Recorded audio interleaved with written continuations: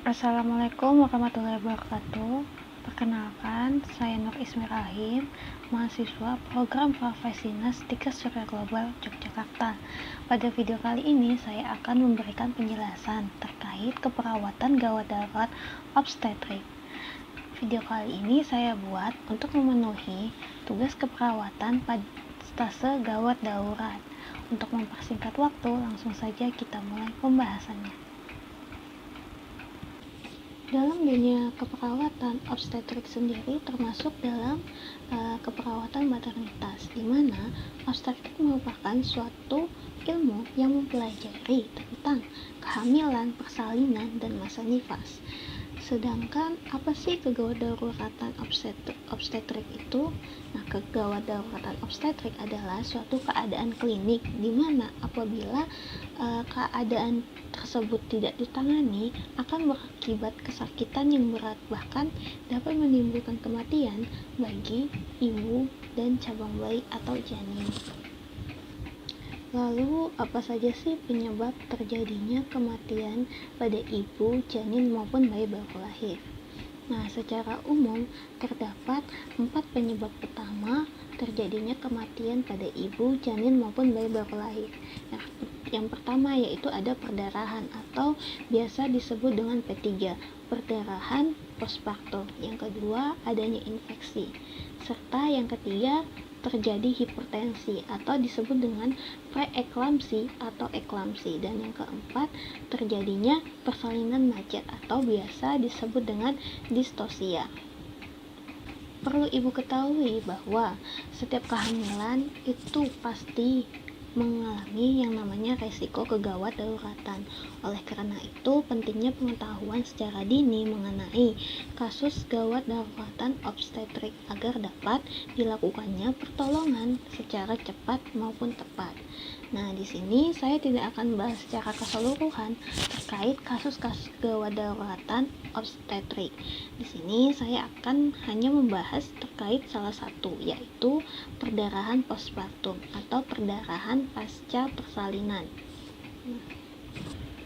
Lalu, apa sih persalinan? Nah, persalinan adalah suatu proses pengeluaran janin atau kandungan melalui jalan lahir. Sedangkan perdarahan pasca persalinan adalah di mana ibu mengalami kehilangan darah melebihi 500 ml yang terjadi setelah bayi baru lahir. Nah, untuk perdarahan sendiri itu terbagi menjadi 2, yaitu perdarahan primer dan perdarahan sekunder. Untuk perdarahan primer sendiri yaitu perdarahan pasca persalinan dini, di mana terjadi dalam 24 jam pertama, sedangkan perdarahan sekunder terjadi pada masa nifas. Lalu, apa saja sih penyebab terjadinya perdarahan pasca persalinan atau perdarahan postpartum? Nah, yang pertama adanya atonia uteri, di mana terjadinya ketidakmampuan berkontraksi uterus setelah plasenta lahir. Sedangkan yang kedua, terjadinya laserasi atau robekan pada jalan lahir. Nah, biasanya dikarenakan terjadinya robekan spontan pada perineum atau adanya terjadi pada proses episiotomi. Nah, yang ketiga adanya retensio plasenta, di mana plasenta itu belum lahir hingga atau melebihi waktunya, yaitu selama 30 menit setelah bayi lahir. Nah, hal ini disebabkan karena plasenta itu belum lepas dari dinding uterus, atau plasenta sudah lepas tetapi belum dilahirkan. Selanjutnya, penata laksanaan postpartum, yang dimana apabila pasien maupun ibu memiliki riwayat perdarahan pasca persalinan sebelumnya, maka persalinan harus berlangsung di rumah sakit. Serta yang kedua, apabila telah terjadi perdarahan, maka yang pertama yaitu tentukan apakah ada tanda-tanda terjadinya shock. Nah, bila terdapat tanda-tanda terjadinya shock, maka segera lakukan transfusi darah atau cairan.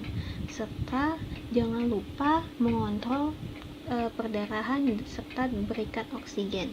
Nah, bila keadaan pasien maupun ibu telah membaik, Setelah diberikannya transfusi, maka lakukan pemeriksaan untuk menentukan etiologi dari perdarahan tersebut. Selanjutnya, apabila terjadi perdarahan disebabkan karena retensio plasenta, maka di mana plasenta belum lahir, setelah bayi 30 menit setelah bayi dilahirkan, maka plasenta harus dilahirkan secara manual. Nah, tetapi bila terdapat plasenta akreta, maka segera hentikan plasenta manual dan lakukan histerektomi. Selanjutnya, bila terjadi perdarahan pada atonia uteri, di mana segera lakukan mases atau pijatan dan lakukan penyuntikan egometrin sebanyak 0,2 mili per intravena. Jika tidak berhasil, maka segera lakukan kompresi bimanual pada uterus dengan cara memasukkan tangan kiri ke dalam vagina dan dalam posisi mengepal seperti ini, serta tangan kanan itu diletakkan di dinding perut memegang fundus uteri. Nah, itu gunanya untuk menghentikan terjadinya perdarahan, jadi digenggam kayak gini. Nah, bila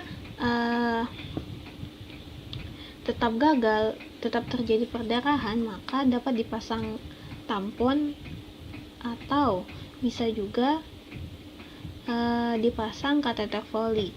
Nah, bila sudah dilakukan tindakan-tindakan tersebut tapi tetap gagal, tetap terjadi perdarahan, maka disarankan untuk melakukan terapi preventif, di mana dilakukannya histerektomi atau ligasi uterin. Selanjutnya, bila perdarahan disebabkan karena adanya gangguan pada pembukaan darah, maka segera berikan transfusi plasma. Baiklah, sekian pembahasan dari saya terkait kegawat daruratan obstetrik. Bila dalam video ini saya ada materi yang salah, pembahasan yang salah, maupun perkataan yang salah, sikap saya yang salah, saya mohon maaf. Karena di sini saya juga masih belajar. Sekian dari saya. Terima kasih sudah menonton video ini. Assalamualaikum warahmatullahi wabarakatuh.